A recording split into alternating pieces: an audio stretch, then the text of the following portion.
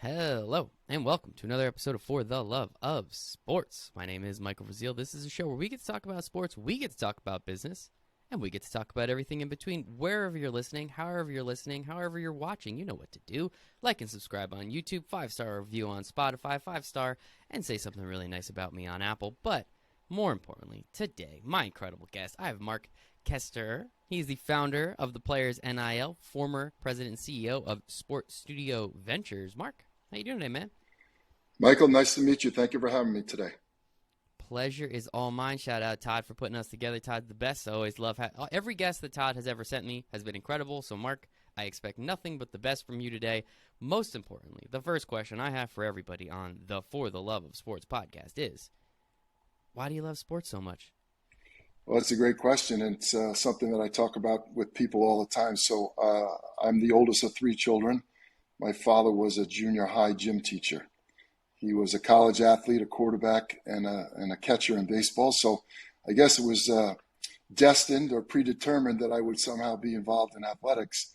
But I think just being around him, hanging around in gym classes, watching him play adult league sports, it became part of our life and part of our passion. So it started at an early age, I would say, from my father. What is it about sports, though, right? Like, what is it about sports? I mean, you've started in the apparel industry, you went into production, and then now you're in the education space, but all of it within sports, and we'll dive a little deeper on each of those. What is it about sports that, I guess, kept you around this long?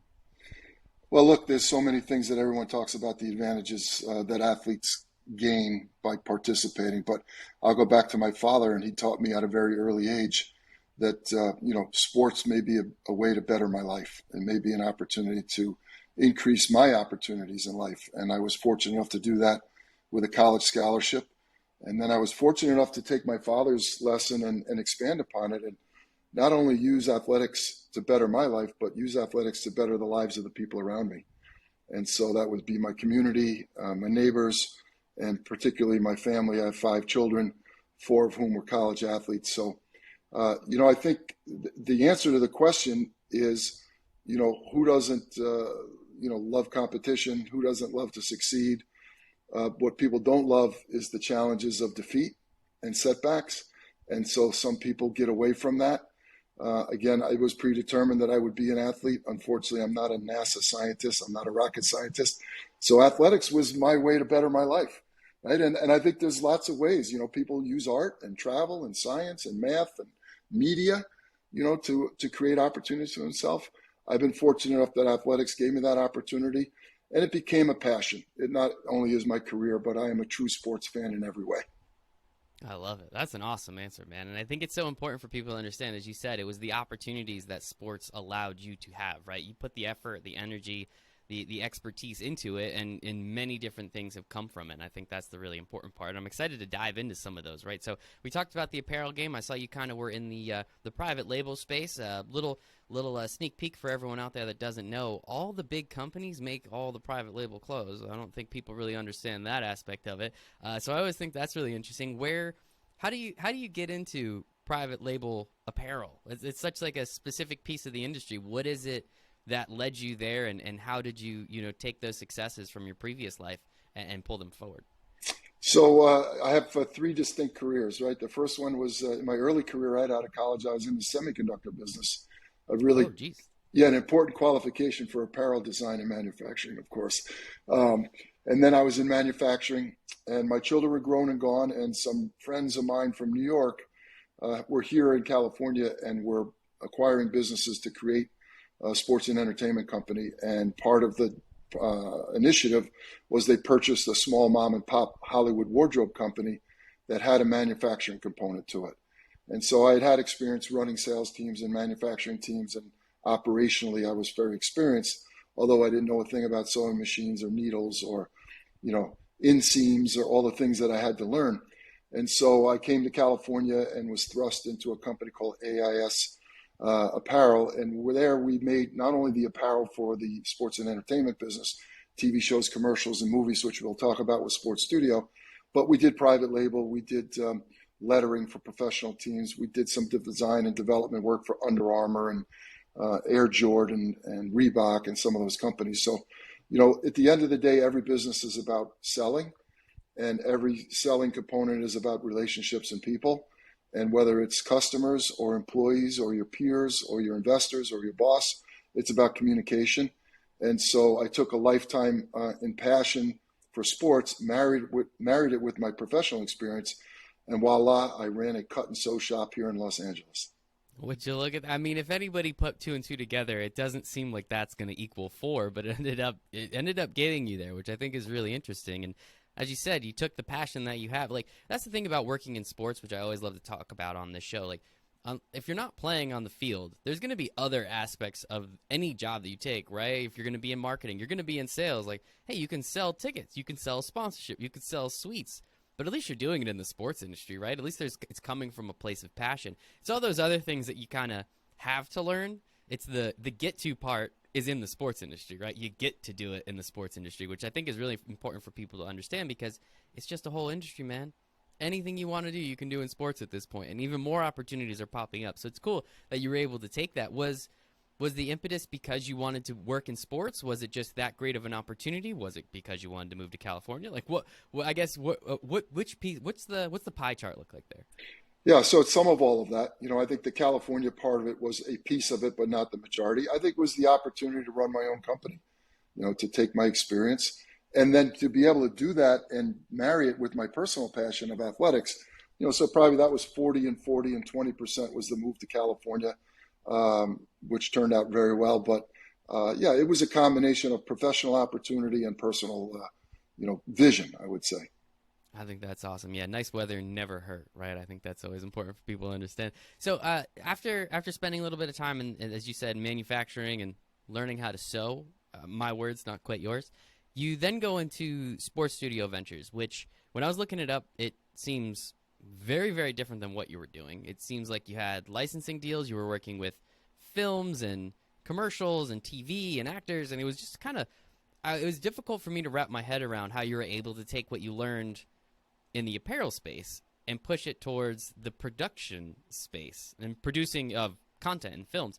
Talk to me a little bit about sports studio venture. I want to make sure I have that right. Like what it is and where this idea came from that you thought, hey, I can take X, Y, and Z from here and again, pull it forward into this new opportunity. So I have a great story. So first of all, the two businesses were linked. They were owned by the same ownership. Okay. Okay. So AIS Manufacturing, we made uniforms for Hollywood productions besides doing on-field uniforms for colleges, professional, high school. And so a decent part of our business was supporting the production world. So making uniforms for commercials, TV shows, and movies. And the history of the company was since 1979, the first movie was North Dallas 40. And then every movie, in our lifetime, Longest Yard, We Are Marshall, Any Given Sunday, Replacement, Miracle, yada, yada, yada, right? So after running AIS Manufacturing, I was given the opportunity to take over the whole family of business, which included the Hollywood component, which was called Sports Studio. And first day I'm on the job, literally sitting at a desk, a CEO of a 50-person company, and I had really no idea what I was doing. If you thought I knew nothing about apparel, I knew even less about Hollywood. But I got a FedEx letter from the National Football League, and it was a cease and desist letter saying that Sports Studio could no longer supply NFL uniforms to Hollywood productions. So there had never been any licensing controls until sometime in the early 2000s when the NFL started to control all of the brands associated with the on-field uniforms. So the gloves and the shoes and the helmets. Prior to that, every team made their own apparel deal.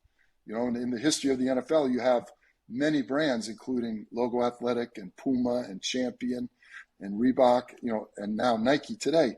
So the Sports Studio had been given kind of carte blanche to make uniforms, supply uniforms to NFL commercials because there was no oversight. Well, they decided that the oversight was needed the day I started running the company. And so I took that opportunity, though, and I flew to New York and I sat down with general counsel and, we got to what the nitty gritty was, and they wanted to control the marks on camera. They wanted to make sure that the brands were authentic and that they had some say as to who was using the marks. And it was a great opportunity for Sports Studio to become their eyes and ears in Hollywood. And so we created the first ever entertainment license in the history of the NFL. And we represented the NFL in anything off the field production-wise, any entertainment project that required NFL marks. And then we took that license and we expanded to the NBA, to Major League Baseball, U.S. Soccer, Major League Soccer. And so we really built a brand around licensing control of entertainment projects for all of these major sports leagues and all of their partners, so that we didn't have productions out there that weren't authorized. That is one of the best stories of taking a negative and turning it into the positive that I have ever heard. I mean, like, just as you said, on the first day you received this letter, and I could only imagine the emotions and the feelings that you were having, right? But then sitting down and figuring out, hey, like, this can be an opportunity, and turning it into what I am going to just go out on a limb and assume is a huge revenue driver for the business at the time, especially.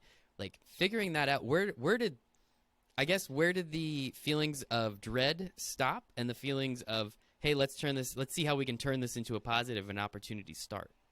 Yeah, so let's go back to the question about, what prepared me for this job. Well, life skills prepared me for the job, right? So I'm a pretty good reader of the room, and I study human nature. And I sometimes don't try to answer the question. I try to understand, why was the question asked, right? What is that person thinking about, right? The answer isn't even important. It's why did they ask the question? And to me, the NFL's cease and desist letter was a question. And I was like, why did they ask that question? And I thought about it, and the first answer was revenue, right? They wanted royalties. The second was control. And the third was they wanted to protect their partners. And my instincts were absolutely correct. Those were the three reasons.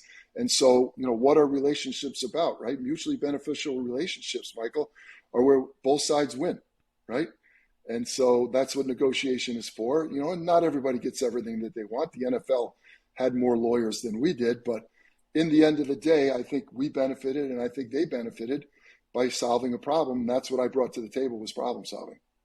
I love that, man. Mark, that is an absolutely incredible way of going about it. I think that's super, super cool. So I guess, what were some of the other pieces of the business that you guys are working with? As you said, you pretty much started to represent the NFL, the NBA, the MLB, and their partners within Hollywood.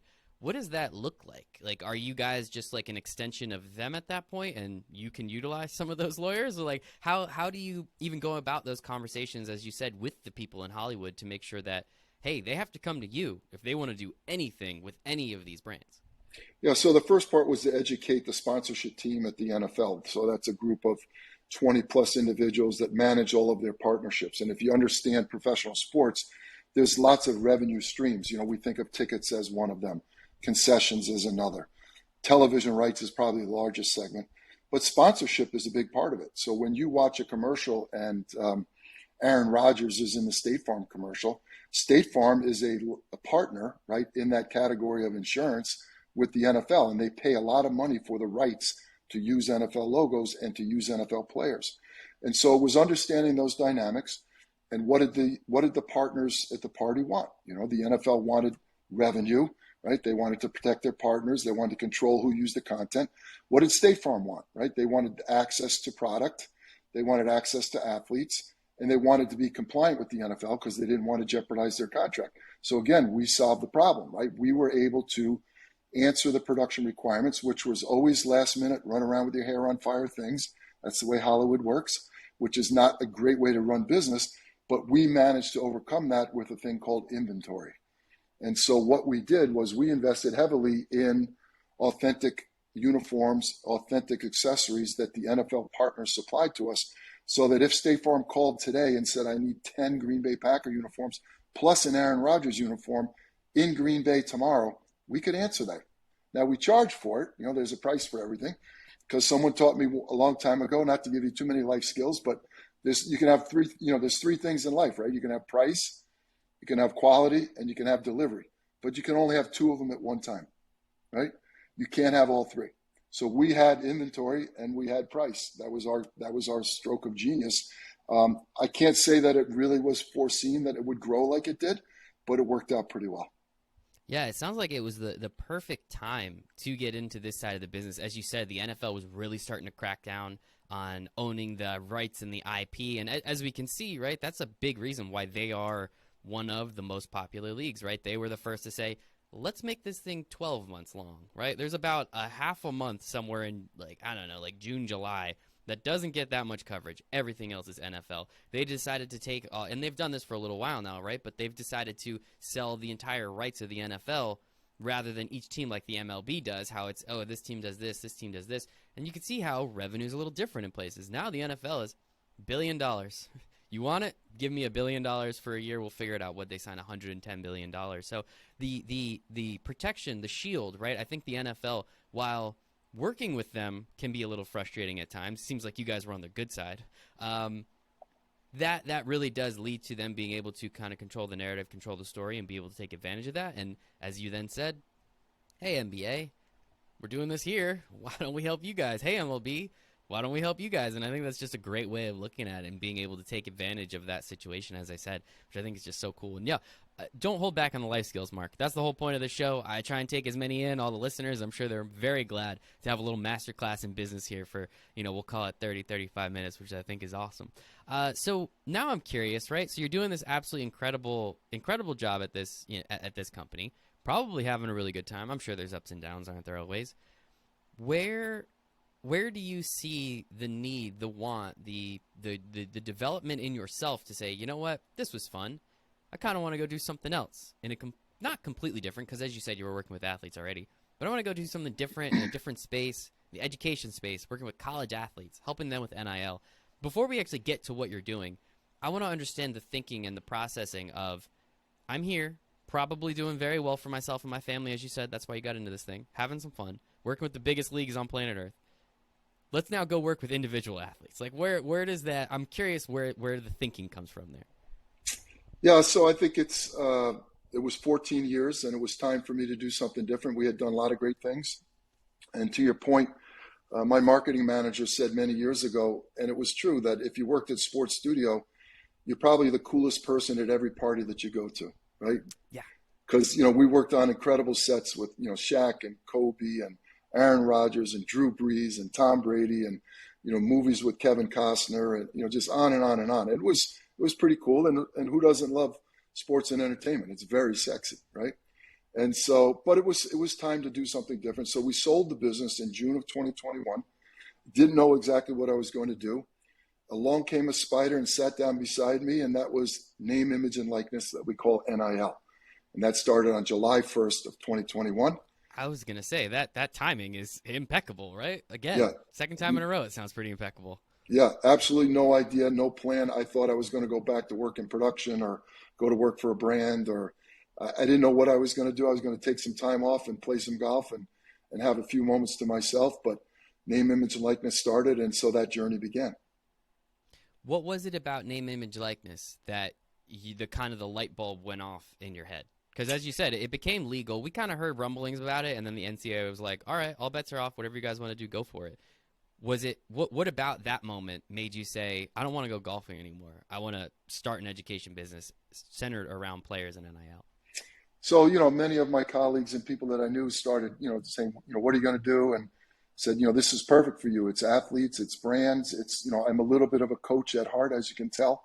I had some success, with my family. I had some success with employees over the years that have gone on and done great things. So I had some leadership, skills in me. And so I started to look at the opportunities in name, image, and likeness. And it was the early days, and it's still early today, quite honestly. Oh, yeah.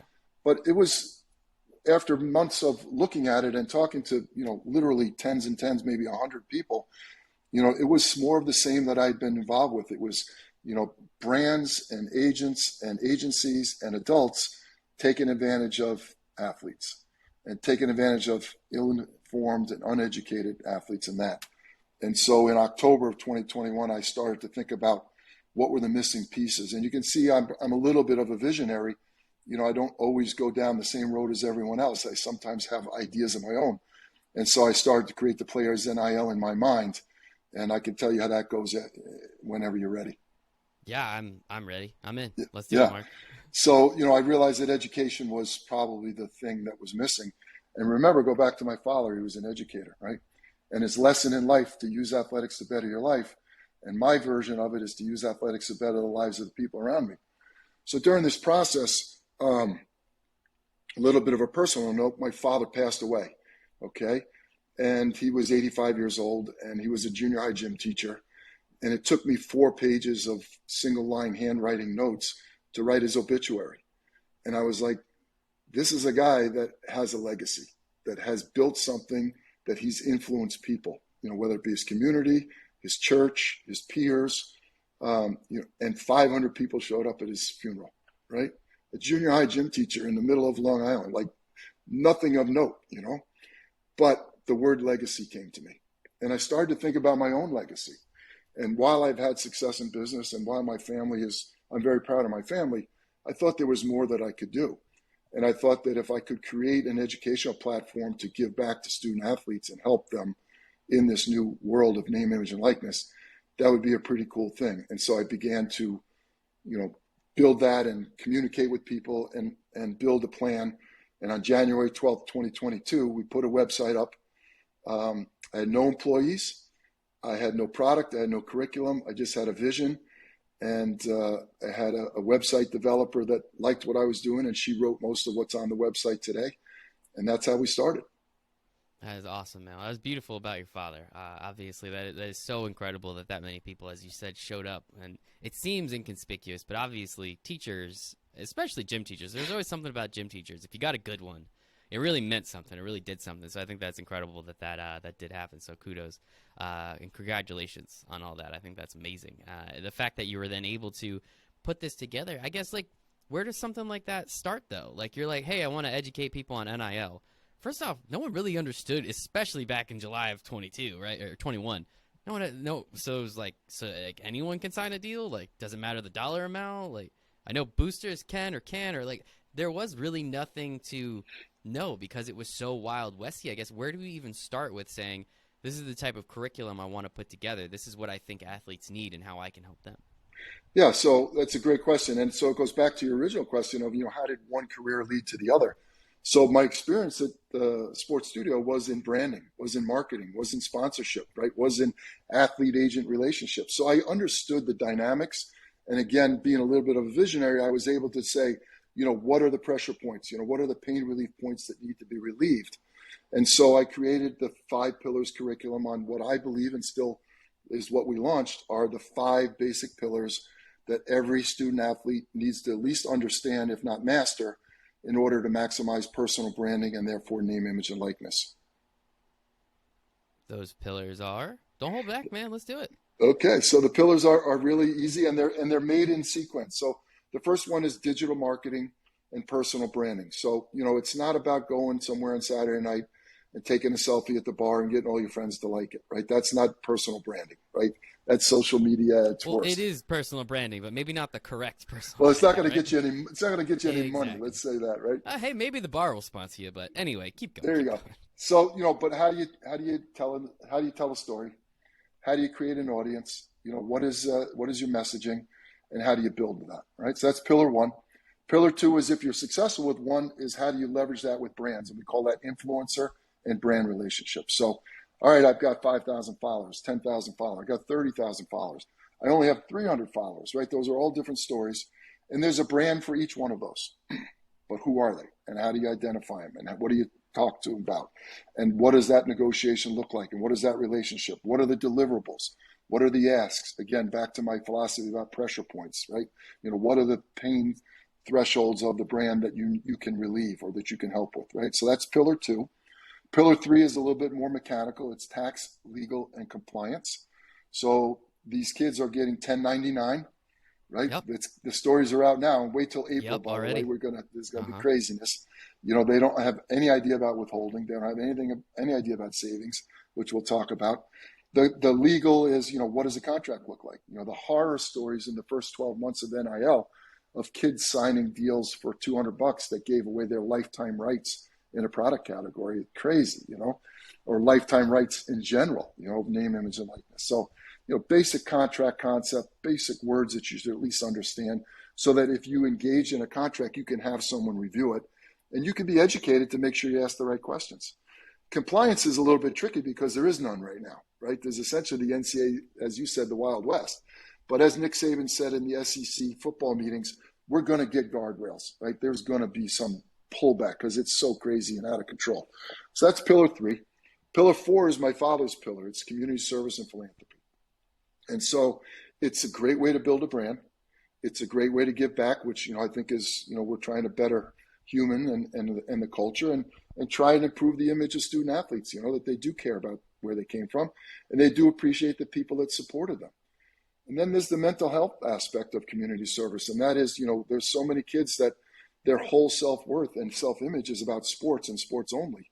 If you can build some self-image outside of sports through giving back and community service, that's a great thing, we think. So that's pillar 4. Pillar 5 is the culmination, if we're successful with all those, and it's financial literacy, right? So basic concepts. And so, these 5 pillars, Michael, are certainly geared towards name, image, and likeness, but they're really life skills, right? They're really skills that every 18, 19, 20, 21-year-old should probably take. And so we're really proud of the curriculum, and we're really proud of the content in there, and hopefully we're going to change lives. I think that is awesome. Those last 3, especially, right? Understanding the first 2 is a necessity. If you're trying to become an advocate, a brand, ambassador, that's a necessity, right? Those last 3 are life necessities. I mean, we've already heard of, I think it was Quinn Ewers now at Texas. He left Texas high school early to go to Ohio State to take advantage of NIL. Turns out he signed a contract that said if you didn't play, you don't get any of the money. I'm sure he posted some stuff on his Twitter. I'm sure he posted stuff on social media. So he gave a brand a bunch of stuff, didn't get anything back for it. So that's already on the contract side. As you already alluded to, some of these athletes that sign these, quote unquote, now lifetime deals for 1 or 2 social media posts, and it just totally screws them out of that. The tax implications, they're getting paid up front. They're 1099, right? They're not withholding any of that. And then at the end of the year, the government says, you owe me $100,000. That's a lot of money. It's kind of difficult to do that kind of stuff, right? So I think that aspect is absolutely brilliant. I think the philanthropy part of it is extremely important because giving back is, everyone likes doing it. Whether they do it or not, you always like to do it. You do it even if it's putting money in for Santa Claus, right? Salvation Harvey. Yeah, you got a couple cents. What's the harm? And I think teaching that aspect, it was taught to me by one of my mentors, David Meltzer. You always, always, always should include something with philanthropy. I think that's, it never hurts. It always helps, and it could bring in a completely different audience and a completely different part to yourself. And obviously, financial literacy. Even in 8th grade, I was asking, why? I don't know what a mortgage is. Could someone explain that to me? Because I think it's something that I'm going to deal with for about 30 years, depending. Hopefully, God willing. But, it's just one of those things. I think that is awesome, too. And I think all 5 of those things are absolutely fantastic. Now, I am curious, with the landscape changing constantly, right? We've already seen kind of a huge wave. We just saw a report. I don't know if I totally believe it. Texas Tech or Texas A&M offered a quarterback $14 million, but I don't know. That sounds a little ridiculous. The wave is going to continue to come up and down. It sounds like, as you said, this isn't just for athletes. It's for everybody. But how do you make sure that it isn't all-encompassing for the Quinn Ewers of the world that's going to sign that $1 million contract, but it's also encompassing for the girl on the girl on the volleyball team, right, at a D3 school who can still take advantage of some of this local stuff. How do you make it so that everyone can really take something away from this? Yeah, so I think the landscape is pretty well laid out for us right now. So we say that the top 2% of the kids in college, first of all, there's almost 500,000 student athletes in college in America today. All right, so that's a lot of kids. That's Division 1, 2, and 3 plus NAI and junior college. So the top 2% go to a Power 5 school where they have an NIL department, not just a person. They have a group of people, right? They have huge collectives, which is really a booster club on steroids. That's what a collective is. Yeah, right. Come on. Thank you for being honest. I appreciate it. Yeah, that's what it is. So those kids are probably pretty well taken. The Ewers kid is a good example, or the quarterback at, Alabama, or the quarterback at Ohio State, And while they probably could use my class, they probably are going to be asked for minimal deliverables to get their money, okay? So let's take the top 2% and say that they are going to be well taken care of. They could still use my class, but my class is really designed for the 98% below that, right? For the student athlete, the male or the female, whatever the sport is. Look, there are stories of non-Power 5 schools. There are stories of non-revenue sports. The number one NIL deal maker in the country right now is a small college football player out of Norfolk State, Raekwon Smith. He's got 73 NIL deals. You're never going to see him on television. He won't play on television. So he's figured out how to do it. There's a lacrosse player that's making $200,000 a year. He's a Division I lacrosse player at a Big Ten school but it can be done.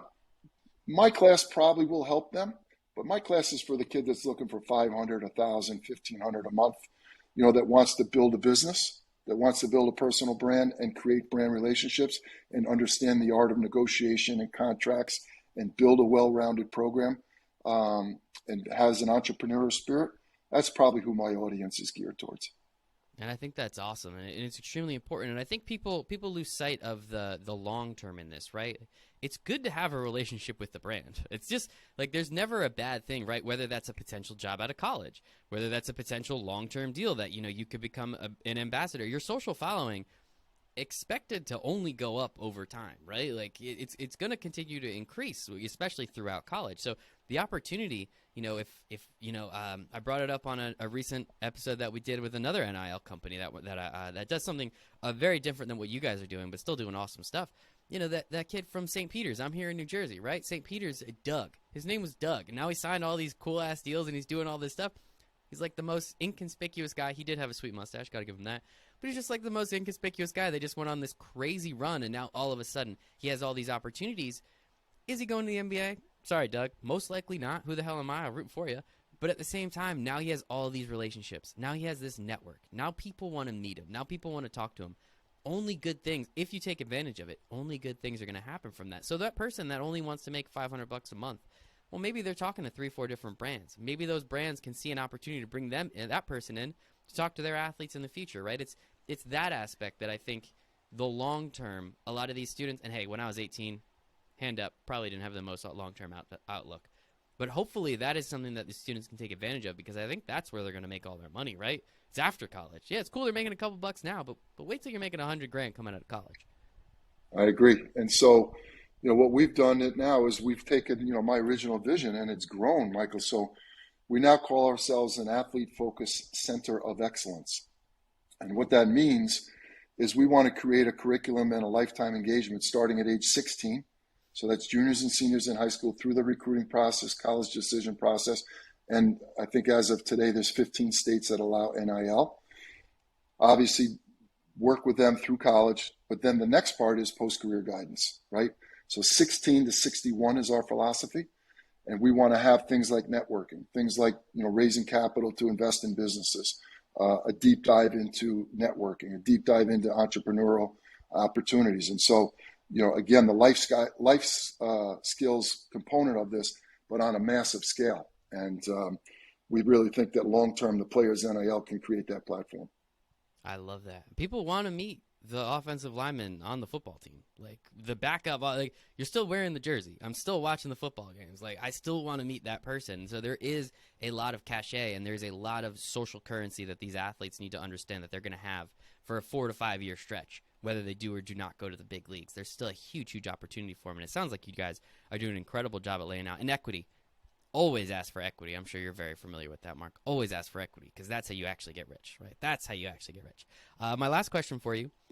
With the landscape constantly changing, how are you guys updating the information? How are you guys looking at it and making sure that you're staying relevant with the news, with the time, and making sure that you're not falling behind in any way, shape, or form? Yeah, it's a good question, because NIL is changing every day. I mean, you could rewrite, I get up in the morning or in the middle of the night and look at my phone and, oh, well, this is where we're going here. I think the core competency of the class will stay forever, or for the foreseeable future, no question about it. The answer to the question is we're going to have an ongoing membership model, this a la carte menu of classes where we will have an update on the legal, update on tax implications, update on contracts, update on opportunities, and we're going to showcase student athletes that are doing things, so case studies, right? So we'll be able to see, hey, the volleyball player at Pepperdine did this. That's a great idea. I can replicate that at South Carolina or wherever it is, right? And so I think that ongoing membership model will be where the most current information is. And of course, the core 5 pillars will need to be updated from time to time. Understandable. Yeah, I think that community aspect, athletes learning from each other, right? I think that's an awesome way to do it, especially, hey, this is how she did it. You could try something similar, throw your own spin on it, see if that works. And I guess so this is actually my actual last question, because you're a man of business. You understand how this stuff works. If you guys don't make money, you can't help people. So what are it sounds like membership opportunities. So tell me a little bit about how athletes can get involved and get understand a little bit more about what you guys got going on. Right. So the name of the company is the Players NIL, and it's the playersnil.com. And most of what I talked about, the strategy and the company offerings are all on that website. It's called the 5 Pillars course. You can register right there. It's an individual class sold directly to the consumer. It's a self-learning project, so you can start it and stop it whenever you want. If you go from start to finish, it's about 5 hours worth of content, okay? And so, the playersnil.com, you can follow us on social at the same handle. You can follow me on LinkedIn. And we're going to be around for a while, so I hope that we can engage as many people as possible. I love the sound of that, Mark. This has been absolutely fantastic. Sincerely appreciate it. I'll put the links, I'll put socials and everything in the show notes for everyone that is watching so they can make sure to go check that out. But, Mark, time's the only thing we don't get more of, so I appreciate you giving me some of yours, giving some of your time to the listeners, obviously, and the listeners checking us out and being here. One more time. Let's see if I can do it. Mark Koesterer. He's the founder of the Players NIL. How'd I do? Awesome. Perfect. You're good. You're coachable. I appreciate that. Thanks so much, Mark. Bye, everybody. Thank you, Michael.